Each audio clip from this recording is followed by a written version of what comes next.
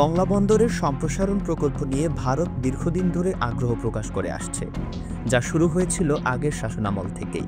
তবে বর্তমান অন্তর্বর্তীকালীন সরকার ভারতকে নয়, চীনের সঙ্গেই এই উন্নয়ন কাজ সম্পন্ন করতে যাচ্ছে। মংলাকে ঘিরে কি রয়েছে ডক্টর মোহাম্মদ ইউনূসের নতুন পরিকল্পনা? বাংলাদেশের দক্ষিণ পশ্চিমাঞ্চলের প্রধান সমুদ্র বন্দর হিসেবে মংলা অত্যন্ত কৌশলগত গুরুত্ব বহন করে। ভারতের জন্য এই বন্দরের বিশেষ তাৎপর্য রয়েছে।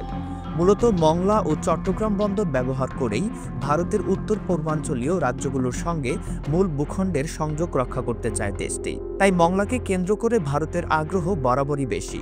মংলা বন্দর সম্প্রসারণের প্রধান কাজ হাতে নিতে পারলে ভারতের এই বন্দরের প্রভাব আরও বাড়ত বলে মনে করা হয়। তাই চীনকে কাজ না দেওয়ার জন্য আগের সরকারকে ভারত একাধিকবার চাপ দিয়েছিল। অবশেষে বাংলাদেশ, ভারত ও চীনের যৌথ উদ্যোগে প্রকল্প বাস্তবায়নের একটি চুক্তি স্বাক্ষরিত হয় 2023 সালে। তবে পরবর্তীতে এই চুক্তি স্থগিত করা হয়। পরিস্থিতি পরিবর্তিত হয় নতুন সরকারের আগমনের পর।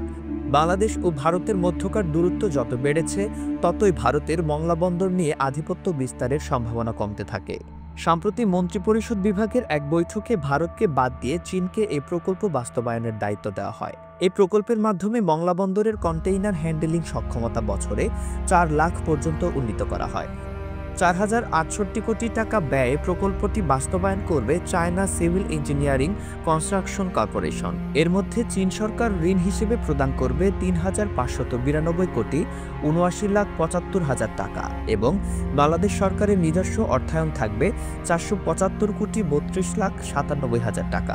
2018 সালের 31 ডিসেম্বর পর্যন্ত প্রকল্পের মেয়াদ নির্ধারণ করে এটি অনুমোদন দেওয়া হয়। প্রকল্পের আওতায় দুটি নতুন জেটি সহ প্রায় 1,25,000 বর্গমিটার আয়তনের নতুন কার্গো হ্যান্ডেলিং জোন নির্মাণ করা হবে।